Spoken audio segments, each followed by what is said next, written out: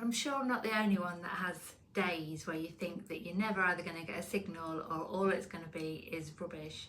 But I've kind of set a goal now that I'm not coming home or coming in until I found myself a coin. So I popped out in the paddock the other day, because some days I literally only have an hour or two, and I really think the paddock is about done now, but you never know, do you? And it does keep on giving. So I popped out there with my usual, I'm not going in until we get the coin. So it popped me a 1972 Canadian cent out. Well, that made me smile.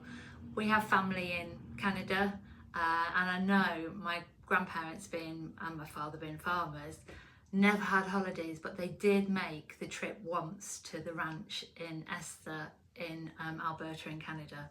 And this is my granddad working on the ranch. I love the fact he's so old school. He's still got his shirt and tie on underneath that really warm boiler suit they gave him to keep him warm. So yes, to find an 1972 Canadian cent in the paddock wasn't so odd, because that's probably something he could have well brought back with him, and the family did come over from Canada quite a few times. So that really made me smile, because it made me think of Grandad, made me look at it for his photo, and made me think of the history of the farm again. Then another little random was this super tiny weeny thimble. I mean, it must be a child's, because it really only fits on my little finger, but it's in such good condition, and that popped up in the field. I don't think it's very old. I'm not sure what it's made of either, because it's not like the very solid Victorian ones, so it might even be, you know, more modern than that, but it's just got a super colour to it and super condition, so that I was really chuffed with. Then my mystery object came up, and I have no idea what this is. It's bronze, and it's a little cup, and in the base would be a thread. There is a thread in there, so it would have screwed onto something. Please, if you have any idea what this is, let me know, because it's driving me nuts. I did ask on one of the detecting pages, but I don't think anybody else knew, because nobody replied to it. So yeah, what could it have been for?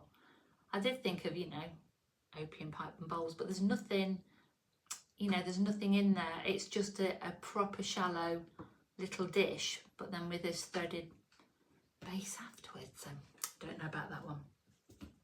And then the last thing that came out of the paddock the other week was this. Now, it was so smooth and this beautiful green colour. I actually thought it was an enamel plaque, you know, the sort that people stick on the front of walking sticks, or it'd come off something, because it is just beautiful and smooth, completely worn on that side and bent in this sort of Pringle shape.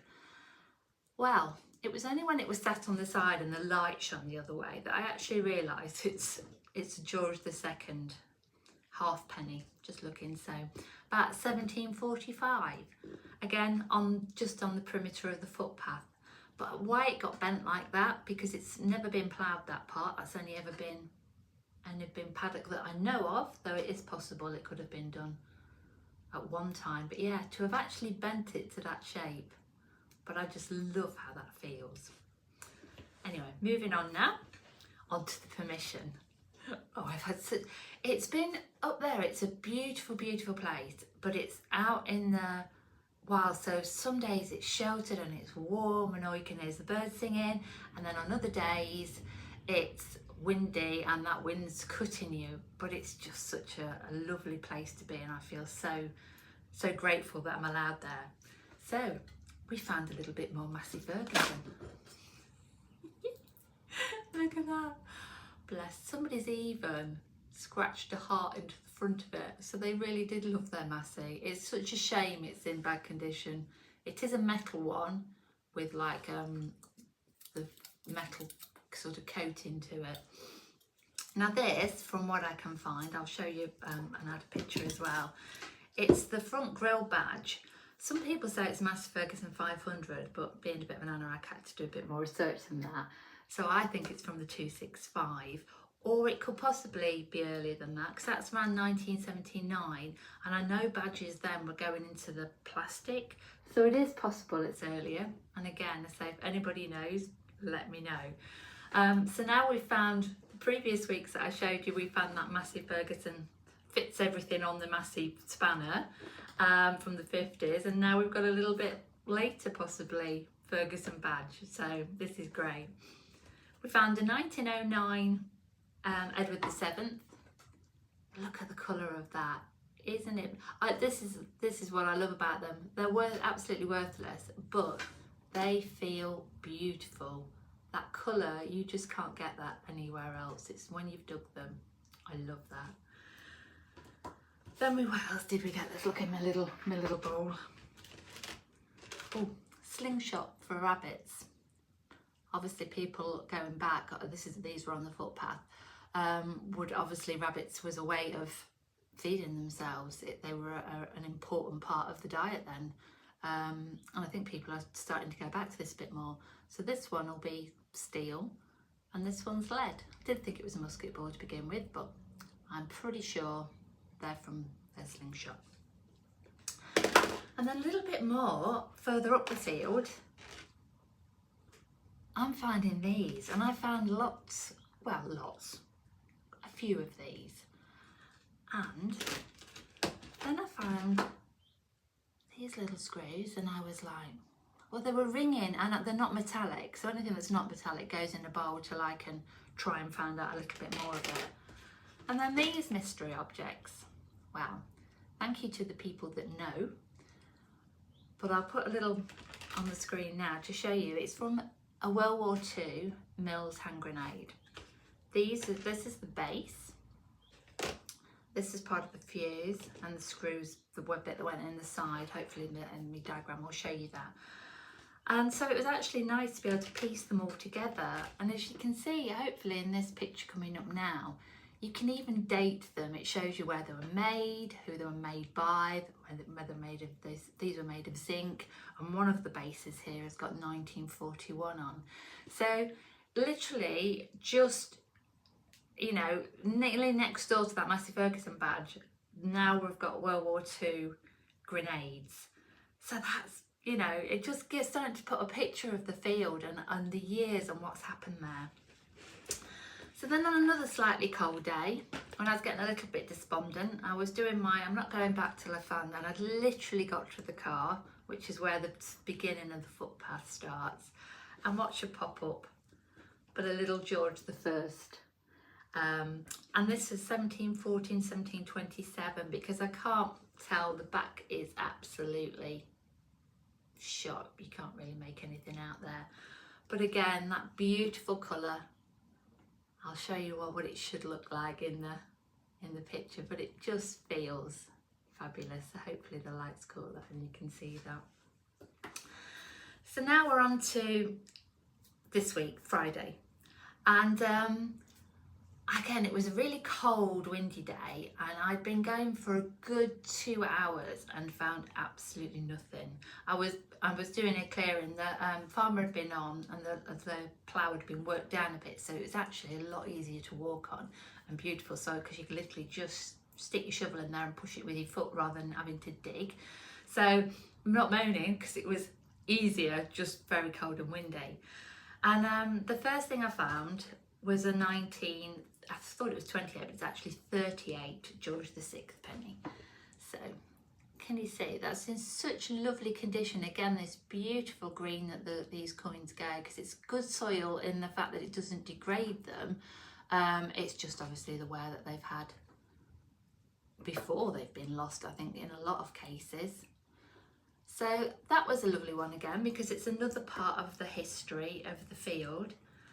And then just when I was getting, again, a bit cold and thinking, is it time to go? I was like, no, you've got to find one more thing. And then I dug, and I'll show you the picture above that came when I got this beautiful signal. And I have to remind myself sometimes, because when I'm working in the field at home, because there's so much iron and rubbish in there, I'm used to digging a mixed signal all the time, because otherwise I'd never dig. So when I'm out, sometimes you get a bit like, oh, am I missing? And then you'll dig something and you go, no, I'm so not missing anything, because you know it's iron, or you know it's aluminium. But when I got a really good signal, and then this this came up. Now I'll show you some more close-up pictures because it's got these beautiful, can I get them close? Can you see the circles? And I was looking at that and thinking, oh, is it a zoomorphic bird? You know, is it something like this? So, but I knew it was lovely, I knew it was special, and it's bronze. But then when you hold it like this, so the farmer's coming down the track, so I'm running over there going, oh, what do you think? And he did exactly, instead of, I'm holding it like this going, do you think it could be something really old? Like, could it be Celtic? And he's like, looks like a gun to me, Louise. So I'm like, yeah, you're right, it does, doesn't it? So not totally despondent, but slightly deflated after my initial excitement. But then I got it home and I started to do a little bit of research. Now I get excited again. This is what it is. I actually looked first, found out what it was, shared it on one of the metal detecting pages, and I love the people on there. They are so knowledgeable. But it is a child's toy. But it's actually a working child's toy, or it would have been. Let's not get this mixed up, because these are not classed as firearms now. But in its day, I mean, it's, as you can see, it's a little bit bent, but I love that because that actually is called a fishtail on the actual Petronel guns, and it couldn't look more, you know, it looks just like a fish, doesn't it? I love it. But what would happen? It would have had a little ramrod, and this is, as I say, a child's toy, and they would have put, just looking at this, so I get my facts right, packed gunpowder and shot into there. It did used to come with a little original ramrod as well. And then there's a hole there, and they'd light it, and it would actually shoot. How many children were injured with this one item? What a different world we live in now. So this dates to about 1580 to 1630. There's actually one in the Victoria and Albert Museum. I've had a little look online, but just to see the history, I didn't even know these were a thing until Friday, and I didn't know that children in that era had working firearms as toys. So that absolutely made my week. That's as exciting as my first silver hammer I found, because it's others have shared ones they found on the page as well, on the metal detecting page. So it was just fascinating to see the handle there at the bottom that would have joined up, so that's broken as well. And some of them, one of them has even been found with a little ramrod in the end. So I just find it fascinating. I'm learning every time I go out about things, and the hobby excites me more each time. So that's what I've got to share with you, and I hope to see you all again soon. Thank you. Bye.